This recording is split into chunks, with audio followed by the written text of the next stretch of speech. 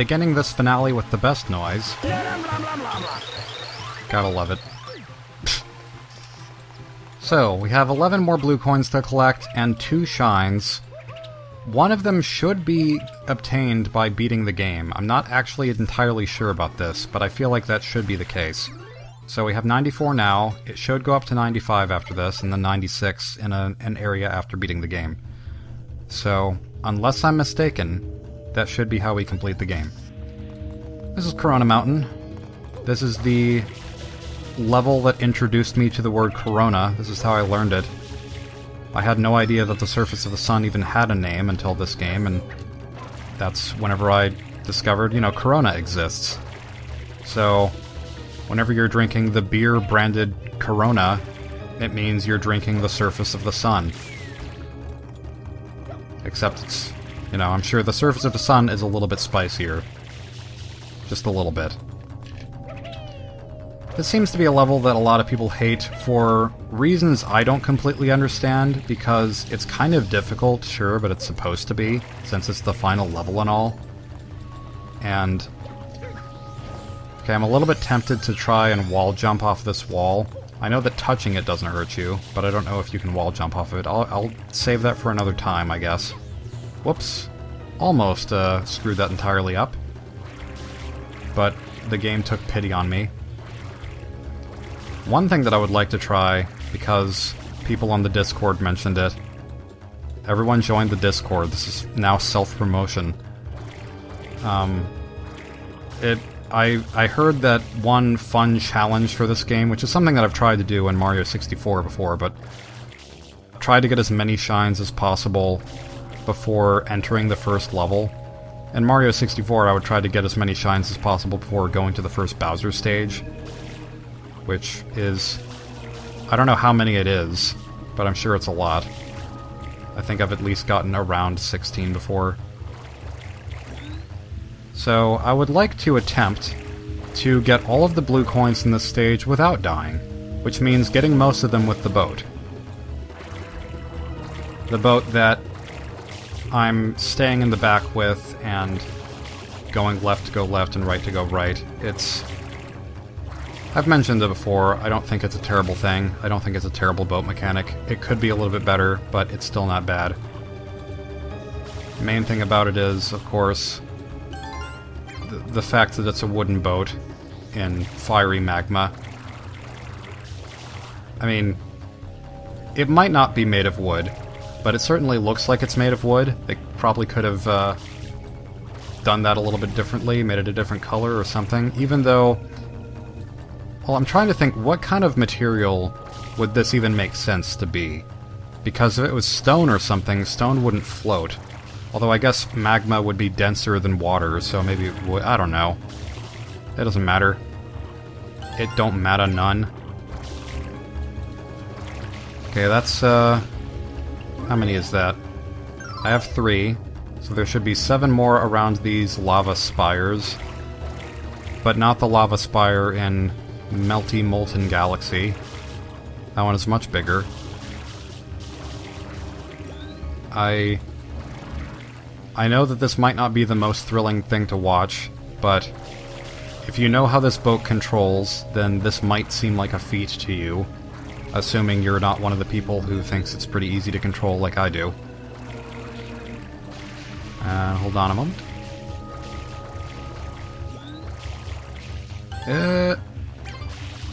Slow down there.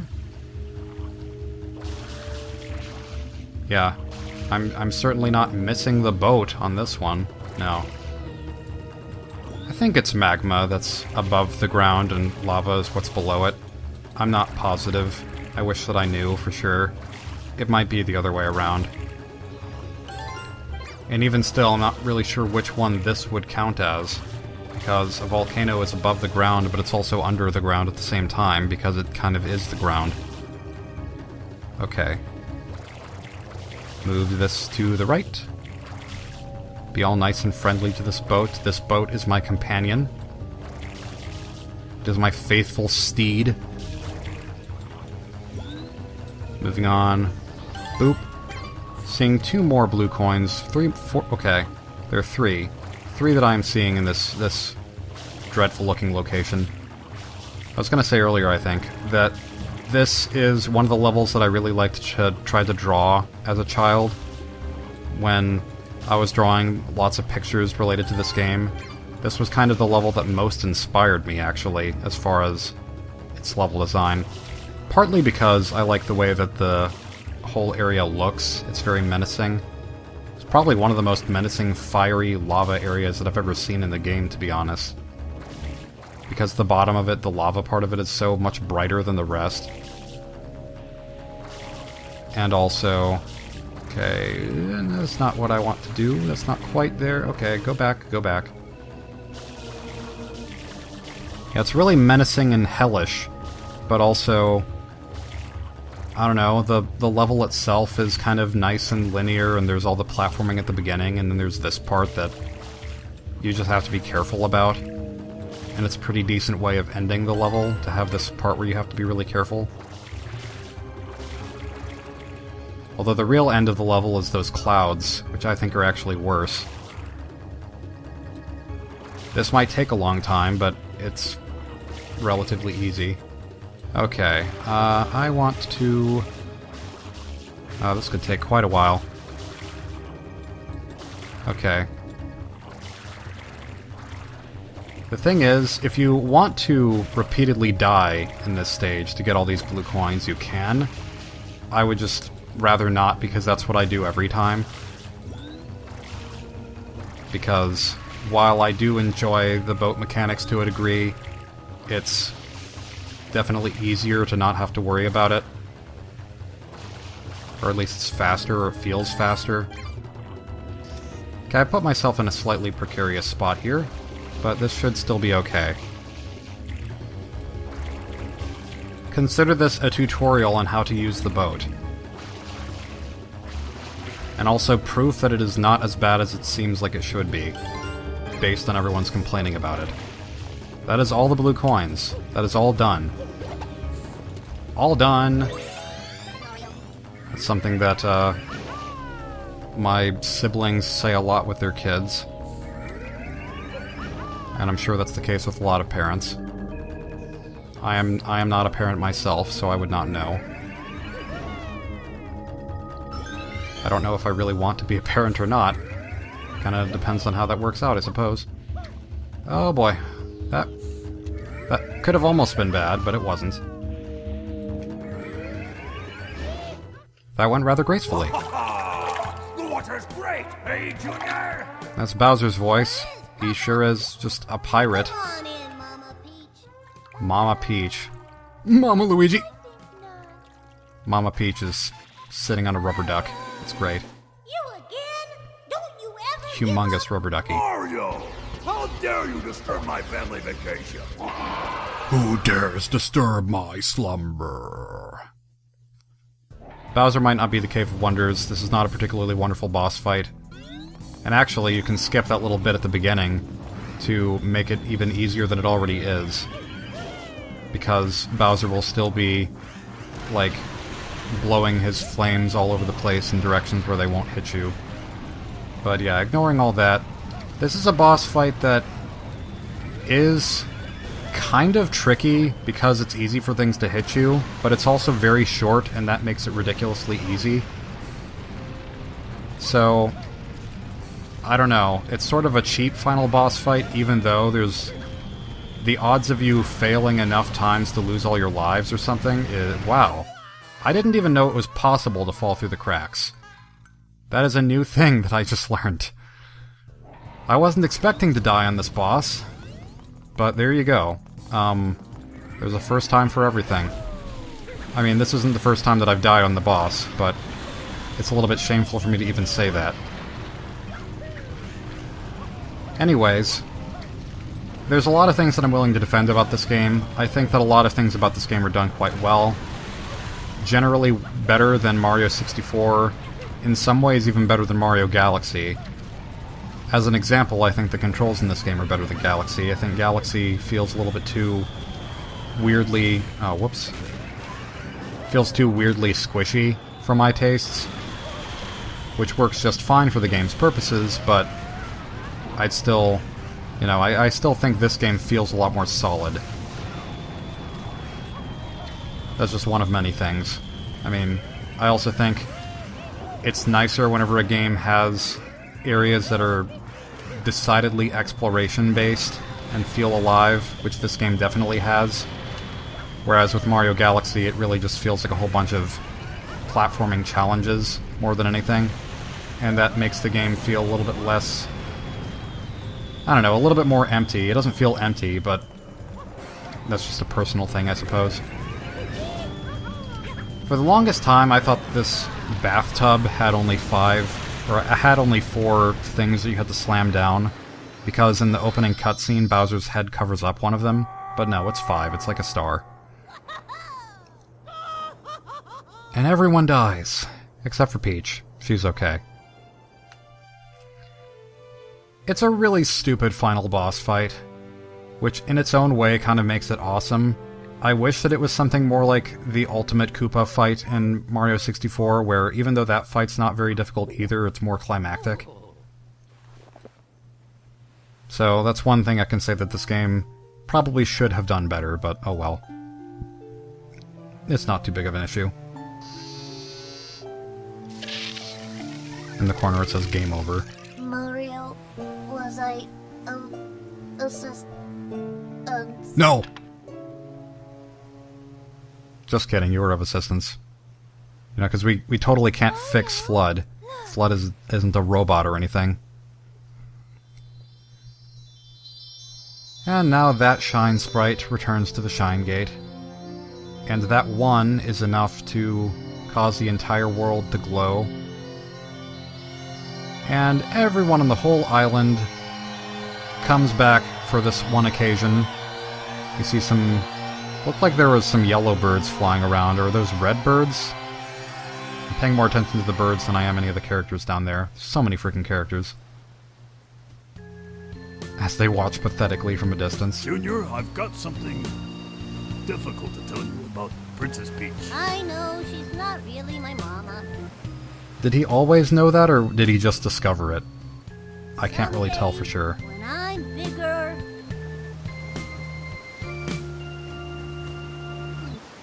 I wanna fight that Mario again. You can't not love how dumb this cutscene is. The Royal Koopa line is as strong as ever. The Royal Koopa line. Come to think of it, I don't really think we saw any... Did we see any Koopas in this whole game?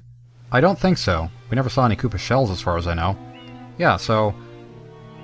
That's another thing that makes this game more of a vacation, I guess, is that you don't really see any of the typical Mario enemies. I didn't even really think about that, but... Yeah, maybe that's one of the other complaints about it, is, oh, where are all the Goombas? But... Yeah, Flood is fixed. Who didn't see that one coming? But I don't know, it's a little bit of a sweet scene, I suppose. Satoru Iwata. So, like I've said before, I think that this game is the definitive summer game. I think it's the perfect game to play as you're just, I don't know, if you don't want to go out into the sun and have lots of hot weather cause you to sweat and feel gross and you get mosquitoes all over you. If you don't want that, you can play this instead, and it's all the fun on a screen. I don't know.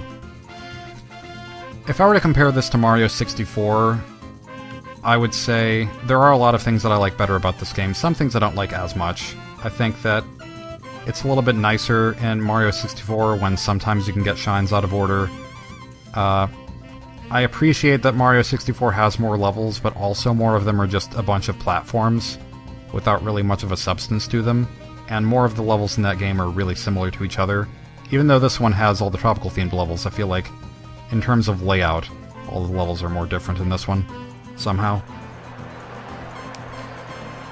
And then Mario and Peach decide to take several pictures in Serena Beach. As there's loud chanting in the background. I don't know what that chanting is. But if this was the Fire Temple, they would have removed that. No, never mind. I like this moon shot.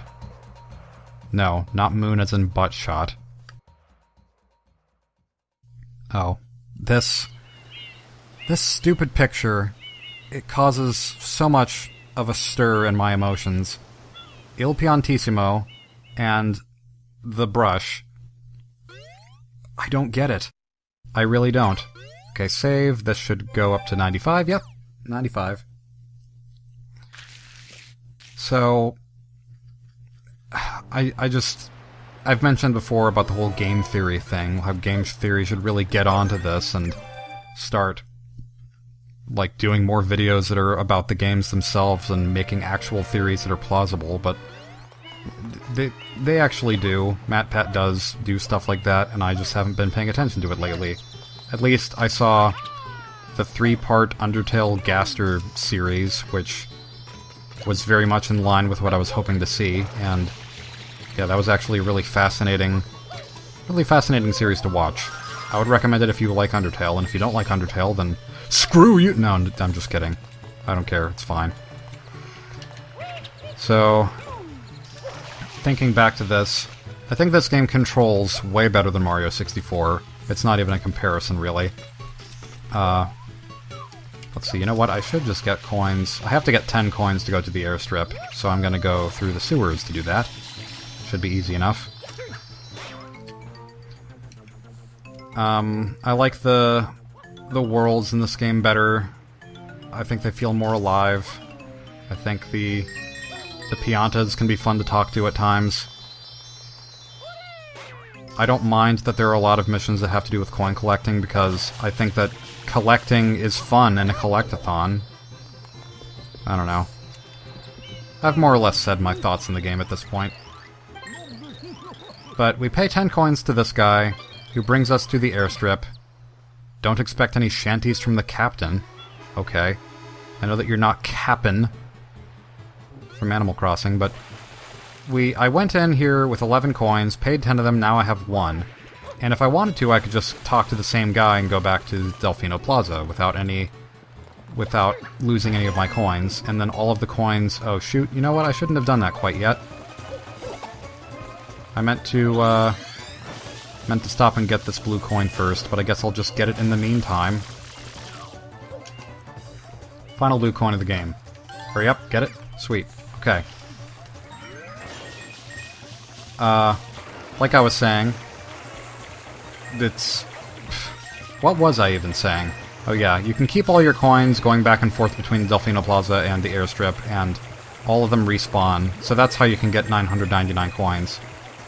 Which I did once, and it took forever, but I was satisfied with the result. It just stops at 999. I've heard that in Mario 64, the Japanese version of that game, you can actually get 1,000 in, like, the Bowser stages, if you keep... Well, like, one of the Bowser fights, you can keep getting coins from things that he spews out at you, and allegedly, from getting the 1,000th coin, you can get another star, but that might just be another one of those things that I thought that I thought was real, and it turns out it's not real. Because there's so many of those. But here is the last normal shine of the game that doesn't have anything to do with blue coins. We have all the blue coins now, and we're going to deposit these to the evil raccoons. They might not be evil raccoons, but secretly all raccoons are probably evil, who even knows? The way they rummage through dust bins, what do you think? Then again, I guess, you know, Mario should totally put on his raccoon suit while talking to these raccoons. He'll be totally camouflaged, it'll be an undercover operation. Maybe not, I don't know what I'm saying. But here we go, into Blue Coin Town. Oh yeah! Oh! I suppose you're here for that, Totally black market dealings. So now we will watch 24, yes? I don't know why you said that so freaking slowly. I will give you 4, yes? And now we will watch as the Shine Sprite count goes from 96 to 120 in a matter of moments. Boom. Gotta love it. Now, there are only 2 rewards for this. I could have saved at that point. I don't know why I didn't. There's no reason for me not to. I'll save after I'm done showing things off. There are only 2 rewards for getting every shine in the game. One of them is the tropical shirt, which, I won't lie, that looks pretty snazzy. Pretty snazzy Mario suit. Gotta love this attire. If I can get it, if I can get a camera angle that gets it any closer, there we go. Mario still looks a little bit like a mall cop, but now he looks like a CSI mall cop. So, I guess that's pretty much it. The last secret, I guess, of the game is if you beat the game again, it shows you this picture that I don't really think is worth beating the final level again to show, but I'll flash it up on the screen, I guess. It's just a screenshot of a whole bunch of characters, and that's all you get. I think the Il Piantissimo mysterious paintbrush thing is far more interesting and mysterious. So, yeah, because Il Piantissimo has the same laughing animation as Shadow Mario. You see that picture that links them together to the paintbrush. I really think that Shadow Mario might be Il Piantissimo sometimes, but the world may never know. It really feels good to finally have this game not off my radar, necessarily, but checked off of my LP to-do list, because this is a game that I've been wanting to record for so very long, and it's finally done. And it's sort of bittersweet, also, to be finishing up this game. I wouldn't say it's bittersweet to say that this LP is over, at least not for me, because it is a game that I've been wanting to play for a long time, but I'm happy to see it all the way through to the end, and I'll be happy to play it in the future even still. It doesn't feel like an ending to me, but it does feel like an ending for the summer. Whenever the last video of this goes up, it'll only be a few more days before I have to go back to school, and then I probably won't have time for more Let's Plays again for quite a while. So that's a little bit bittersweet to me. The summer is usually the best time for me to record anything like this, so...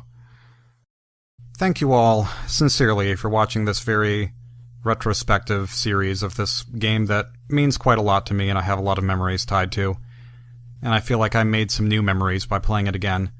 I don't know what game I'm going to play next or when I'm going to play it, but I will see you next time whenever that happens, so I appreciate you all, and remember to always take good care of your teeth.